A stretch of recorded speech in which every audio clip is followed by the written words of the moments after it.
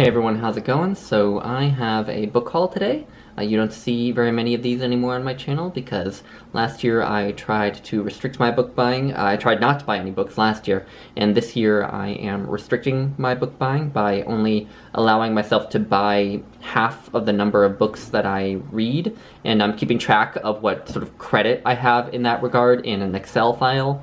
And I started out the year with some negative credit because I bought several books without having read any. But earlier this week, I finished my 12th book and broke even, so I'm at a perfect 0. So I decided that the first thing I should do is to, build up some more negative credit and buy some more books. But also, this is an indulgence that I am allowing myself because Monday, February 8th, is my birthday. I am turning 27 years old, but today is the day where I'm sort of treating myself for my birthday, where I, obviously went to the thrift stores, I bought myself a little bit of beer, I'm ordering from my favorite Chinese place and this sort of thing, and so I thought I would just share the books with you just for fun, starting with a rather peculiar find. This is a Wyoming Handbook by Don Pitcher.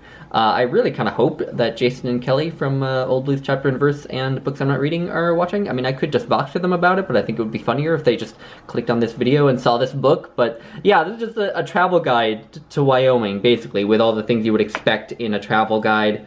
It has, like, events, history, different trails you can hike, it has entries on arts and crafts, sights to see, a little bit of history of each place, and there'll just be, there's an entry for Casper, there's an entry for Laramie, there's just an entry for every place.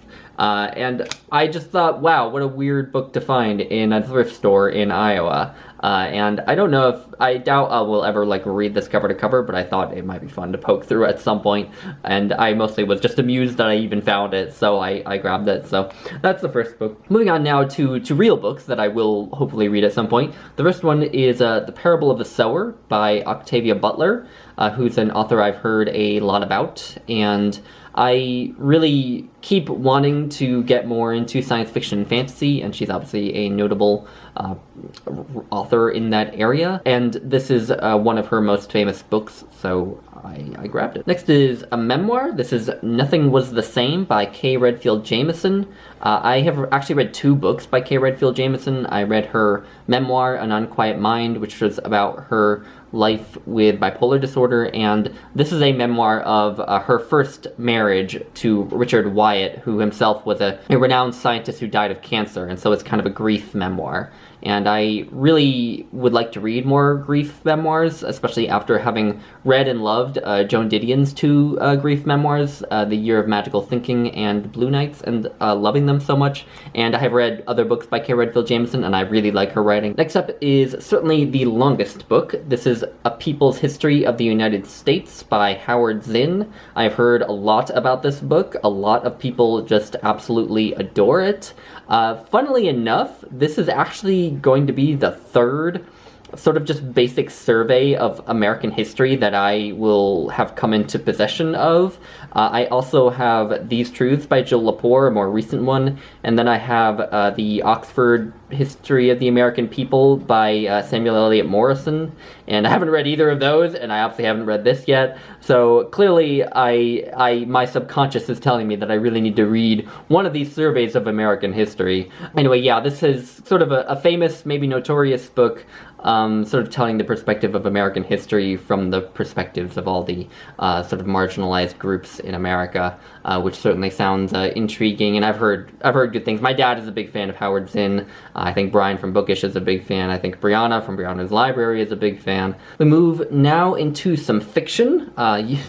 It's always funny whenever I do a haul, whenever anyone sees a book that's actually fiction, they freak out because so many of my hauls are just all nonfiction, but I do occasionally like made-up stories. So the first one is actually extremely timely. So this is The Hours by Michael Cunningham.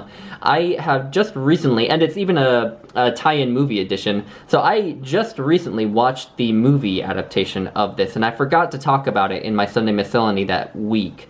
But I loved the movie. It has Nicole Kidman, Julianne Moore, Meryl Streep, so it's great acting, has a great soundtrack by Philip Glass.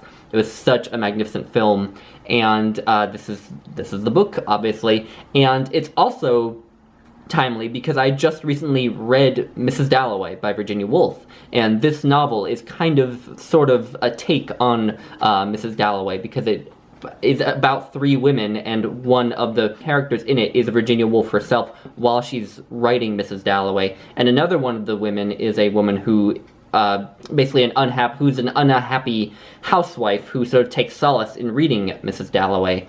So it's a book that is saturated in Mrs. Dalloway itself. So it's a very, very timely find. Really glad I found it. And then changing gears completely, this is At Play in the Fields of the Lord by Peter Matheson, which takes place in the rainforest in South America. And as I understand it, based on the blurb, it is about a missionary who is in the rainforest trying to convert some indigenous inhabitants, and his conflict with another man who is there to exterminate the indigenous inhabitants, and the sort of conflict between them and their interactions with the indigenous peoples. And again, I know Jason from Old Blues Chapter and Verse loves this book and loves the film that's based on it, which I will certainly seek out once I've read the book, but yeah, it certainly sounds like a really, really interesting book. South America is a continent that I have grown really fascinated with lately, so reading a book that takes place there will certainly feed into that. Next is another book that, like the K. Redfield Jameson, kind of deals with grief. This is Unless by Carol Shields, and Carol Shields is an author who I have heard about a fair amount. She obviously writes fiction, but I think she also writes poetry. And this is a novel about a woman whose daughter either attempts or actually succeeds in committing suicide, and her sort of dealing with that and her grief around that. And I thought it sounded like an extremely powerful novel, and I haven't read anything by Carol Shields, and I'm curious, so I picked it up.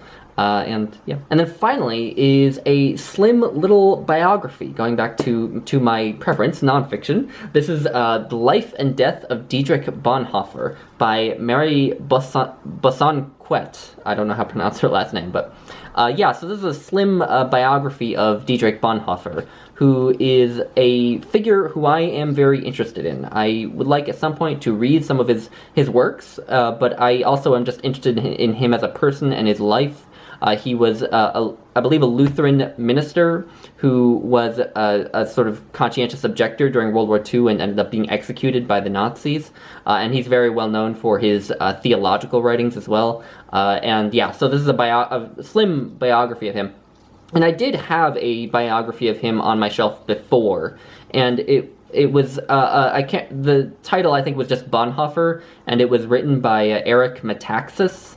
And I was going to read that one, but then I kind of looked up Eric Metaxas and found out that he's kind of a crazy person.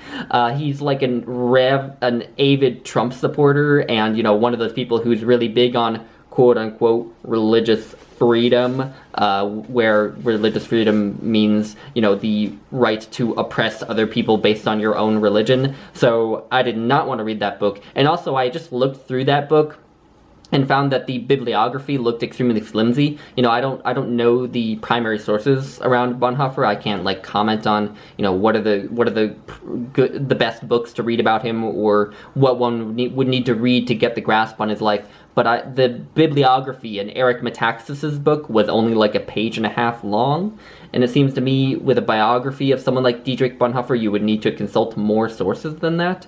So I felt deeply suspicious of that book when I found that out, so I got rid of it very recently, and I think that this is a better alternative. And it's a bit shorter than the Eric Metaxas, which kind of helped. And then a book that arrived the other day and was actually a birthday present from my mom that she sent to me unsolicited. This is Persuasion by Jane Austen. My mom does watch my channel, and she saw my video about the BookTube spin, and, you know, took note of the fact that I pointed out that I didn't own Persuasion, so she bought me this copy. And it's not a very high quality copy, you know, you can probably see it's just sort of one of those things that it almost looks like a print-on-demand kind of thing, because, like, the margins are puny, and, yeah, it's not the greatest quality thing. you know, my mom is probably watching this, so she'll hear this, but, you know, she's learned to expect me to be blunt. But anyway, so now I own Persuasion, so I can read it. And then finally, one more book that arrived in the mail that I haven't hauled before is this. This is Henry David Thoreau, A Life by Laura Dassow-Walls. And this is a biography that I know a lot of people have raved about, and Henry David Thoreau is a figure I really want to learn more about. I started to read his writings. Actually, Sharon Goforth and I are going to buddy read a collection of his essays and poems later this year.